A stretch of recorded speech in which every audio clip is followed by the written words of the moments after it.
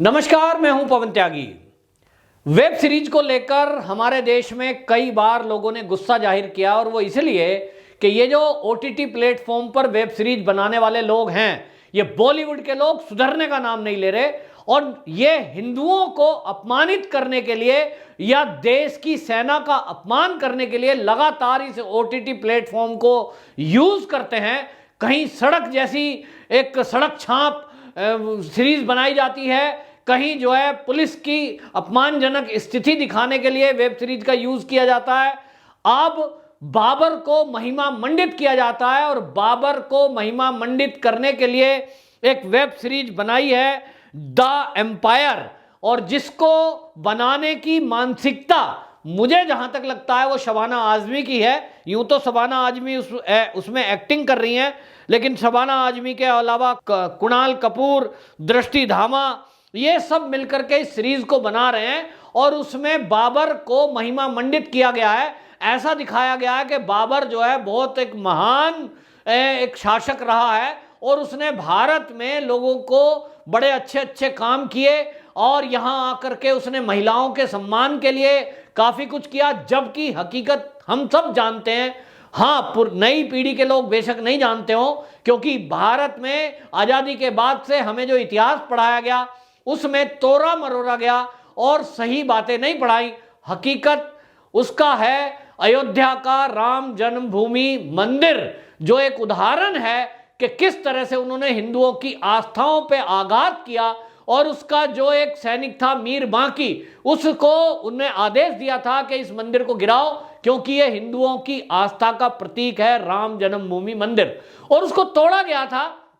15वीं शताब्दी में। आज तक उसको अभी हम ठीक से बना नहीं पाए। ये बात अलग है कि 2014 में मोदी सरकार आई और योगी सरकार उत्तर प्रदेश में आई तो आज भव्य राम मंदिर बनने जा रहा है, लेकिन ये हमारे देश में हिंदुओं के ऊपर एक कलंक जैसा था, बाबरी ढांचा, और उसको गिराने को लेकर हमने देखा कि कितने लोगों ने उसके लिए बलिदान दिया, गोलियां सही, कष्ट सहे, तब जाकर के आज वो दिन देखने को मिल रहा है कि हम भव्य राम मंदिर का निर्माण कर रहे हैं। तो ऐसा एक व्यक्ति जो आक्रमणकारी था, जिसने हजारों, सैकड़ों नहीं हजारों भारत के अंदर मंदिर तोड़े, लाखों महिलाओं के साथ बलात्कार किए, लाखों लोगों का कत्लेआम किया, और उस पर आप कोई वेब सीरीज बनाकर यह उम्मीद करें कि भारत के अंदर वो वेब सीरीज चले और आप उसके जरिए पैसे कमाओ, तो आप आज की पीढ़ी ने जिनने बाबर का नाम नहीं सुना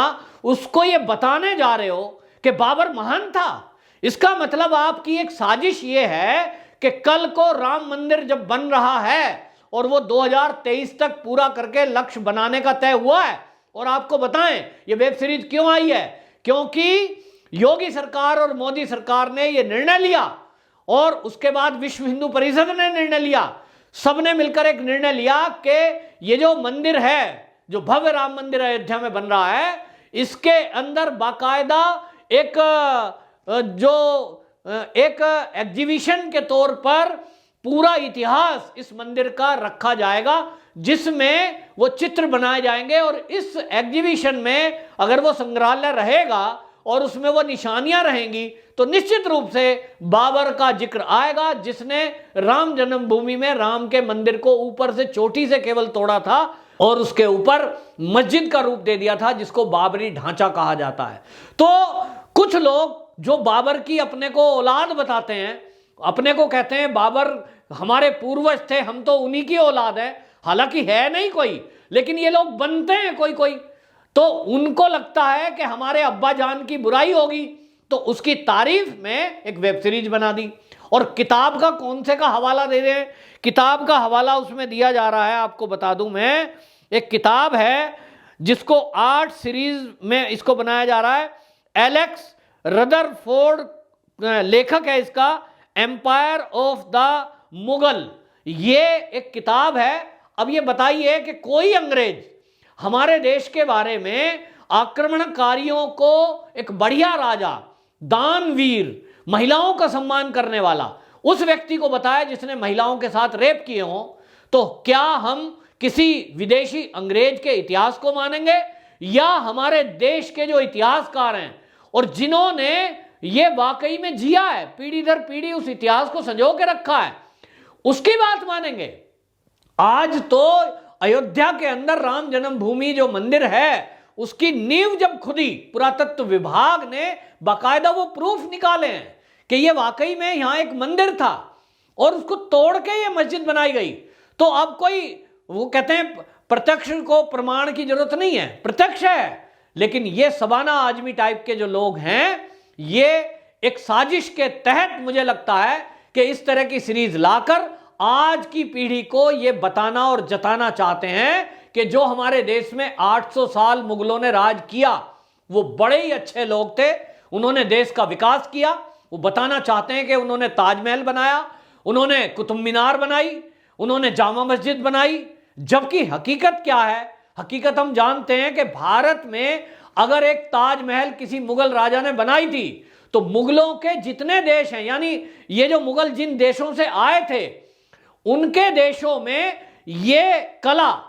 जिन्होंने बनाई है तो वहां क्यों नहीं है? वहां ऐसे ताजमहल तो सैकड़ों होने चाहिए थे, इतनी बड़ी कलाकृति।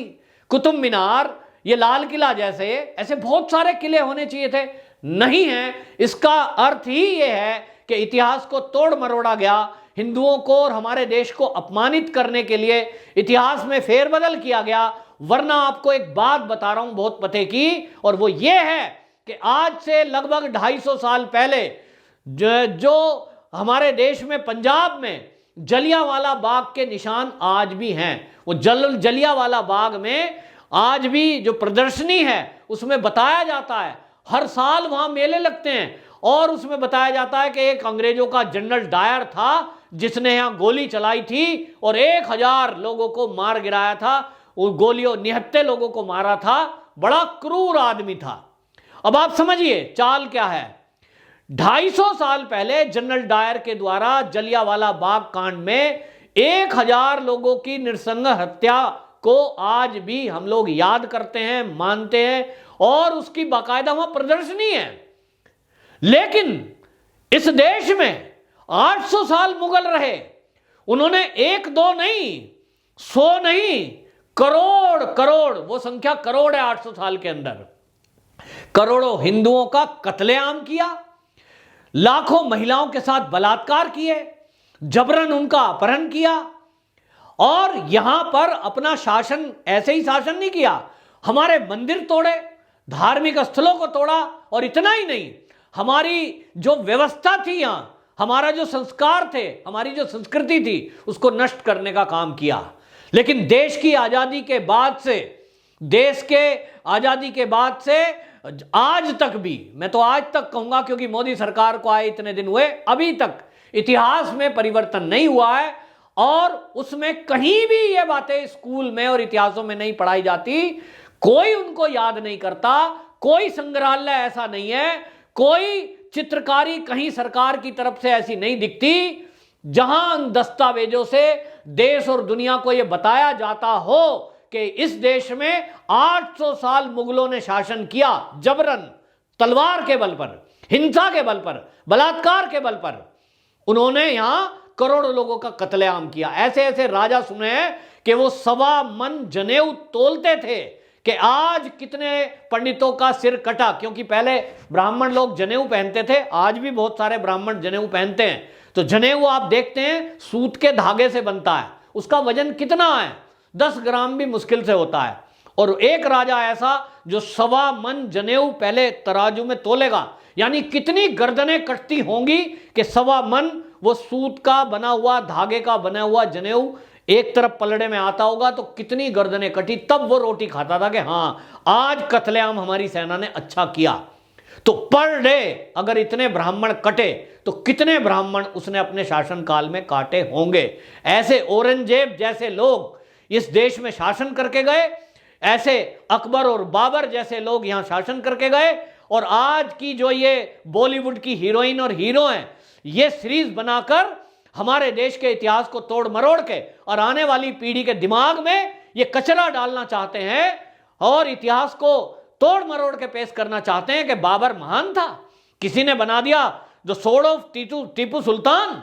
मतलब आप महिमा मंडन करोगे और इस देश में करोगे, जबकि हमारे देश में कभी भी अंग्रेजों के शासन को अच्छा नहीं कहा जाता। तो मुगलों का शासन यहां कैसे ठीक था और वो किस टाइप के लोग थे।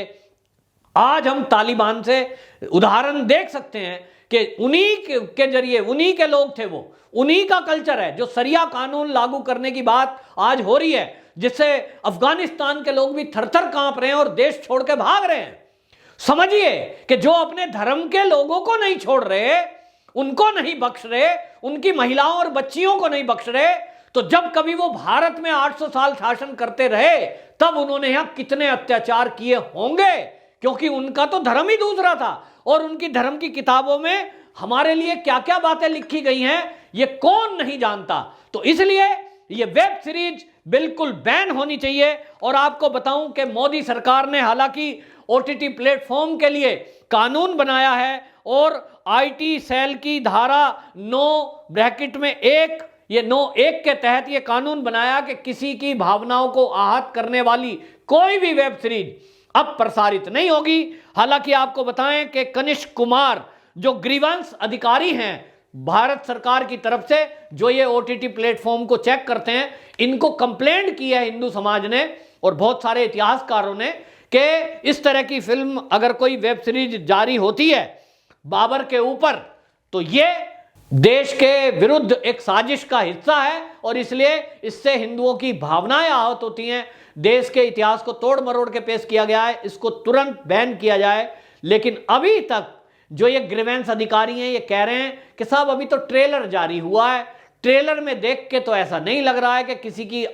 भावनाएं आहत हुई हैं। तो देखना होगा ये वेब सीरीज बैन होती है या पहले की तरह जिस तरह से वेब सीरीज चलती रहती थी आज भी आईटी एक्ट की धाराओं में परिवर्तन करने के बाद ये रिलीज की जाती है कि नहीं। लेकिन जनता को भी समझना होगा कि इस तरह की वेब सीरीज बनाने वाला कोई भी हो, चाहे वो शबाना आजमी हो या कोई भी हो, इनका विरोध होना चाहिए और इनसे पूछना चाहिए कि आप देश का इतिहास किसी अंग्रेज के पूछने के बाद लिखोगे क्या? अरे हमारे देश के इतिहासकार मर गए क्या? वो जो बता रहे हैं जो हमारी किताबों में लिखा था, मैंने बचपन में पढ़ा है, लेकिन हमारी किताबों को भी तोड़ मरोड़ के पेश किया गया। क्योंकि देश की आजादी के बाद से जिस कांग्रेस का शासन इस देश में आया उसने सबसे ज्यादा अगर पाठ्य पुस्तकों में कहीं हेरफेर की तो वो इतिहास की पुस्तकों में की। हमें सच्चा इतिहास पढ़ाया ही नहीं गया। हमें अंग्रेजों की क्रूरता तो बताई गई, जलियांवाला कांड तो बताया गया, आज तक लोगों को याद है, लेकिन 1.25 मन जनेऊ तोलकर खाना खाने वाला भी कोई राजा यहां शासन करके गया है और 3 लाखों हजारों मंदिर तोड़कर उनके ऊपर मस्जिद बनाने वाला राजा भी कोई यहां शासन करके गया है। ये कभी भी नहीं बताया गया। इसकी मांग अब देश की जनता को करनी चाहिए कि ये भी हम लोगों को बताया जाना चाहिए और ये जिम्मेदारी सरकार की है। वंदे मातरम।